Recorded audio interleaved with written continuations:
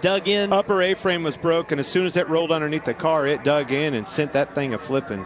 So in one race at Charlotte Motor Speedway, we saw, first of all, a 5.5 hour long race, the 600 miler, of course. We know it's the longest race of the year, but 5.5 hours, we saw a car flip at Charlotte Motor Speedway. Flip. Like, not just a little airborne, like, flip multiple times airborne. We saw Chase Briscoe spin himself out going for the lead.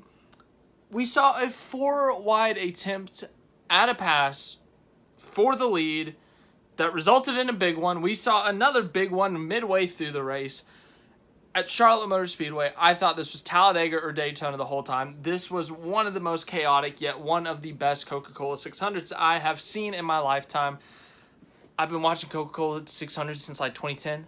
That honestly might be the best one. It was the most chaotic, most fun, most entertaining, and it had some great racing throughout it. I mean, the Briscoe-Larson battle up until when Briscoe spun himself was incredible. Chase Elliott and Ross Chastain had some good battles for the lead. Daniel Suarez and Ross Chastain had some good battles for the lead. I mean, we saw so many great battles for the lead with not just like 2 or 3 guys. Ross Chastain was up there, Daniel Suarez, Kyle Larson, Chase Briscoe. Denny Hamlin up there at the end getting the win. He won the race, by the way. All this for a Denny Hamlin win, of course. Who else was up there? I mean, who am I missing? I feel like I'm missing so many people here. There are so many of them that wrecked. William Byron, I think, was up there for the lead. I think Ryan Blaney was up there for a lead for a bit. This has to be one of the most chaotic Charlotte Oval races. I'm almost speechless. I mean, today is the biggest day in motorsports. This morning we had the Monaco Grand Prix that was rained on, and it made the race kind of funky, and it made it all controversial why they pushed it back and stuff. And then we got a fun winner with Sergio Perez. Then in the Indy 500, the Indy 500 was a classic as expected. Marcus Ericsson goes on and wins that one in a thrilling finish over Pato O'Ward. And then the Coca Cola 600 caps off the day. Absolute thriller, absolute chaos in every way, shape, form possible. I'm almost speechless, though I'm going to talk for another 20 minutes. I don't know what to say. This race was so chaotic in so many ways. Like, freaking Ricky Stenhouse Jr. and Michael McDowell finished in the top 10. Chase Briscoe, who spun out of the lead or going for the lead with 2 to go, 2 overtimes later finishes 4th. Kevin Harvick gets the top 5. 2 Stewart-Haas cars were in the top 5. Kyle Larson, who was involved in a big wreck at the end of the race, gets a top 10. This was such a chaotic race. I think only like 15 cars finished on the lead lap. 17. Okay, a few more than I thought. Oh, yeah, here we go. Yeah, only 16 cars ended up on the lead lap there at the end. There were so many big wrecks. There were so many spins. There were so many... It was a chaotic, caution-filled, but it wasn't like stupid cautions where they're just wrecking each other on purpose or like dumb wrecks. Like, these were like legit pushing the car to the limit cautions, and the end just got so crazy. But oh my gosh, that like honestly might be one of the best Coca-Cola 600s I've ever seen of all time. Maybe, I guess. I don't know. I haven't seen any Coca-Colas from a long time ago, but the next gen has been so good at these mile and a halves. Las Vegas was a fantastic race. Kansas was a fantastic race. What was the other one that we went to? I guess Atlanta's super speedway. That doesn't really count. And then, okay, Texas doesn't really. That's Texas. And then today at Charlotte, multi-groove, 3 grooves. We saw guys running the bottom, running the top, running the middle, running. There was like 4 or 5 lines. And we saw guys running everywhere. Suarez was great at the bottom. We saw Larson, Briscoe up at the top. Briscoe took kind of that second lane down from the top. We saw some other guys kind of take some other unique lines. We saw Reddick up there. That's another one I missed. But there was no point tonight that you're like, I'm for sure this person's going to win the race. We saw so many different contenders, so many different lap leaders, so many different guys who looked like they had the best car. I think the Trackhouse cars looked the best tonight, personally. Chastain and Suarez, honestly, if this race doesn't get chaotic and stupid, I think they go away with a 1-2. I thought they had the best cars all night. And Kyle Larson, he didn't even have the best car, but somehow, someway, the first half of this race, he described it himself as the worst race he's ever done. Like, for him, not like from a bad standpoint, but from like, he and the team had a bad night. They had multiple pit road penalties. The freaking car caught on fire at the gas tank. The pit box caught on fire. They hit the wall. They spun out a couple of times. It looked like a 20th or worse finish for Larson, but he was leading this thing coming to 3 or 2 to go before Briscoe spun himself out going for the lead against Larson. Larson and Briscoe, once again, a great battle there, but chaos, and Larson somehow gets up there, contends for the win until that late wreck. There was a big one at Charlotte coming off forward with the leaders. Austin Dillon made a 3-wide move on Joey Logano. Ross Chastain, I think it was, and Austin Dillon, it was a heck of a move. But coming off 4, Dillon got a little bit loose. Larson was there, and then Hamlin went to the inside. Chastain went to the outside. Chastain and Larson couldn't really fit. Dillon got a little loose, and, you know, everything kind of just exploded. And we got cars everywhere. Logano spinning and wrecking. Larson spinning. Not Kyle Busch. Austin Dillon wrecking. Truex wrecking. A couple other guys wrecking. Chastain freaking hit the wall or something. Hit someone. He hit the turf, and then he kept on going. Speaking of the turf, we haven't even talked about it in detail yet. Chris Buescher flipped at Charlotte. He didn't get airborne on, like, the track. He hit the turf because the wheel had broken off, like, the suspension or something, or off the tire rod. And it basically, in his words, pogo sticked the car up into the air. Multiple barrel rolls. Lands on his roof. That's the first time in the next gen's history it's landed on its roof, and they had to get someone out of the car. They did it in 5 minutes, so pretty impressive. Room for improvement for sure, but very good by the safety team once they figured out that Chris Buescher was safe. Once they figured out he was all right, didn't have any pain, or, you know, wasn't hurt, they were like, all right, let's get this car over, get him out. You know, they did a good job at that. But that was one of the most crazy wrecks I've ever seen at Charlotte. Daniel Suarez got taken out. I mean, I really thought Suarez was going to win this race. It seemed like everything was going his way except for one thing. Pit box. Joey Logano could not get all the way in his pit box because Denny Hamlin was pitting in front of him, and Logano had to stop in the back of the box so he could get an exit from Hamlin. But Logano would always park it like this, so Suarez would be like, okay, like this, and then Suarez would be like this, so he couldn't get out because Logano's sticking out like this. So, that kind of screwed Suarez a few times on pit road, and it screwed him that last time. He ended up restarting 6th or 7th, and he got stuck in traffic, got a little bit loose, and got clipped by Briscoe, which triggered a big crash, which triggered Buescher into spinning and crashing. But, oh my gosh. Christopher Bell went to the back like 5 times and came back. Kyle Larson went to the back like 5 times, came back. Suarez went to the back like 5 times and came back. I mean, let's go through the results. I mean, I got to go through the results. Denny Hamlin gets his 2nd win of the year. Hamlin's had a terrible 2022 outside of like 3 races, but Gibbs and Toyota 2311, they've all looked great on the mile and a half, especially Kansas when they all finished in like the top 7 or something, or the top 8. Hamlin gets his 2nd win of the year. He had one at Richmond, but other than that, it's been a poor year for them. Only 3 top 10s on the year, but, you know, they have looked really good as of recently.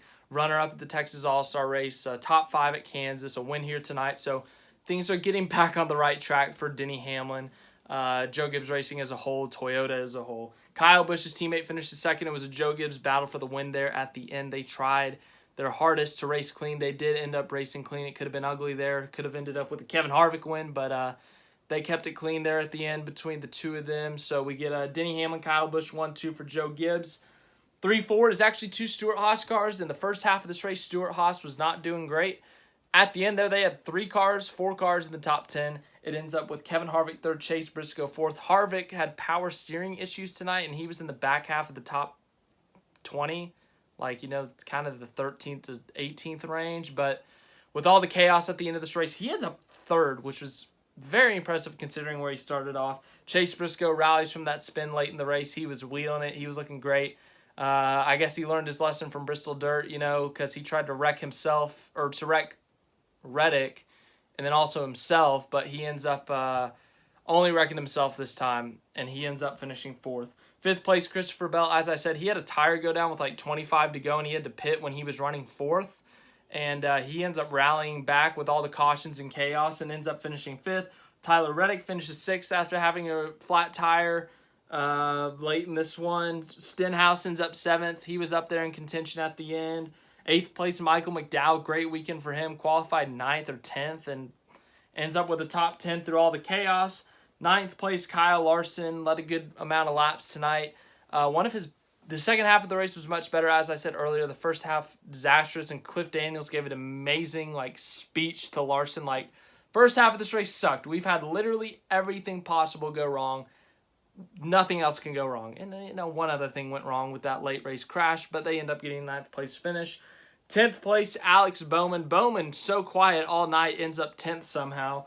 11th place, Harrison Burton. 12th place, Martin Truex Jr. 13th, Ty Dillon. I think he was the only car on the lead lap that was not involved in any type of incident or had any type of problem all night long. Everyone else had a tire go down, hit the wall too hard, had a speeding penalty, had a crash, had a spin or something. Everyone had problems tonight. 14th, Eric Jones. Good night for him, but, they end up 14th. Hit the wall a couple times, had a tire go down or something. 15th, Ross Chastain. He restarted second on the last restart, but the front of his car was destroyed. They stayed out because they figured, why not, try it. And they cut a tire, went straight up into the wall, and they didn't throw the caution just because he was out of the way by the point. So he ends up 15th after having such a dominant car, having such a great night. Trackhouse Racing has looked so good all year long, and once again tonight proved it with both of their cars leading over 40 or so laps. Chastain led over 100 laps. He won a stage. Suarez won a stage, led over 40-something laps, as I said. So Trackhouse Racing looking really good overall. They got a couple wins, but Suarez, man, we'll talk about him later. 16th, Todd Gilliland. 17th, Eric Almirola. 18th, Cody Ware. 19th, BJ McLeod. Cody Ware and BJ McLeod top 20s. Give it up for him. Get loud for McLeod. Let's go. 20th, Joey Logano got involved in a wreck. 21st, driving the number 41 Chicken Cock, Stuart Haas Racing Ford, Cole Custer. 22nd, Austin Dillon. Oh, man, I thought when Austin Dillon went 3 wide on the backstretch, I thought he was going to win this stupid race, and I was like, oh, my gosh, that would just be the perfect way to cap off this race, an Austin Dillon win. 23rd, Kaz Gralla. Not a bad day for him. 24th, Noah Gragson. He was up in the top 10 for a bit. I tell you what, with Colleague, and he spun, hit the wall a couple times, ends up 24th, 27 laps down. Daniel Suarez. Daniel Suarez. I thought today was the day. He was looking so good. Went to the back a few times, got up to the top 5 so quickly, had competitive race-winning speed, looked better than his teammate at times, but they just kept on going back because of that pit stall thing. And I thought tonight was going to be the night. It was such a chaotic night. I was like, maybe he can avoid it, but unfortunately got involved in a little something there late. Ends up 25th. Chris Buescher from Prosper, Texas, went on one of the most wild rides you'll ever see at Charlotte Motor Speedway. This guy flipped. He flipped at Charlotte Motor Speedway. Someone give him a trophy for being the first person to ever flip at Charlotte multiple times and land on the roof. I think Buescher's okay, thankfully, but dude, that was just such a chaotic wreck. That's going to be on replays for years. 27th, Justin Haley. 28th, Bubba Wallace and Kurt Busch really had top 5 speed. Bubba was up in the second place early in this race, but that big one that happened in stage 2, Bubba got involved in, and it was the most bizarre situation. The team took full responsibility, but Bubba had minimal damage. They pit, they check everything, and, it's caution. They just kind of run around, catch up to the pace car, but not at a good speed. You have to reach minimum speed within 3 laps or you're disqualified because of the damaged vehicle policy. By the way, the damaged vehicle policy is the stupidest policy in NASCAR. These crews putting together a wrecked car in 6 minutes or less and then having the car drag, crash again, blow a tire again after they can't get it fixed because there's only 6 minutes. That's even stupider than going behind the wall for 50 laps and having it go back out. So I think they should get rid of the damaged vehicle policy. And this was a prime example as well because Bubba had minimal damage. His car was fine. They could have easily sent him back out. And because he didn't reach minimum speed under caution, they disqualified him. So that was stupid on NASCAR's part. Obviously, that's on the 23 team, though, too, because they got to follow the rules that are given to them. But the damaged vehicle policy, pretty stupid in my opinion. 29th, Ryan Blaney. He is the one who triggered the big one. Just hit the apron, went up the track, took out some people, took out his old teammate Brad Keselowski, took out Kurt Busch, who led some laps, was up in the top 5. William Byron, he was taken out in that one. Chase Elliott, he had a very competitive car. Won stage 1, led almost 90 laps today. And he went for a slide job on Daniel Suarez and slapped the wall, destroyed the toe link in the right rear. And they didn't fix it in time because of the damaged vehicle policy. So that's another example of the damaged vehicle policy being stupid. Chase Elliott was 4 laps down, so, I don't think he was going to come back. But he could have used some valuable points there that he would have made up there at the end of the race. And, NASCAR decided to disqualify him for not fixing the toe link in 6 minutes when the car would have been fine. 34th, Austin Dillon, he blew a tire, wrecked. 35th, Corey LaJoie blew a tire, for the second straight day in the exact same place. 36th, Josh Bilicki. 37th, Ryan Preece spun himself out, ended up breaking the toe link on his car. Kids, for a lesson, if you're going to wreck, don't wreck. Don't do that. That's a reference to the truck race on Friday night, by the way. Anyways, let's talk about this race. Just rate it on a scale of 1 to 10. Let's do it. That was the most chaotic Coca Cola 600 I've ever seen. That was the most exciting Coca Cola racing 600 thingy-ma-watch-it I've ever seen. That was the most fun Coca Cola 600. It was the longest Coca Cola 600. I loved every second of this Coca Cola 600. It had great battles for the leads, some stupid chaotic wrecks. Freaking Chris Buescher flipped. Is it a question? Is it really a question? It's a 10 out of 10. That was a 10 out of 10 race. Fantastic race. I loved it. Incredible. I hope you loved it. If you did love it, leave a like on this video. We talk about NASCAR, Formula One, other forms of racing. The biggest day of racing, Sergio Perez won the Monaco Grand Prix. That was pretty epic. Marcus Ericsson, former F1 driver. Imagine going back before the day and saying the 2018 Sauber drivers, one of them is going to win today. Most of you would have guessed Leclerc. No. It was Marcus Ericsson. And then Denny Hamlin wins the Coca-Cola 600. So 2 number 11s won today. That's kind of cool. Dude, that race was so chaotic. I can't believe that race happened. That was so epic. But 10 out of 10 race for me. I love that. Let me know what you thought of the race, and I'll see you in the next video. Have a great rest of your night.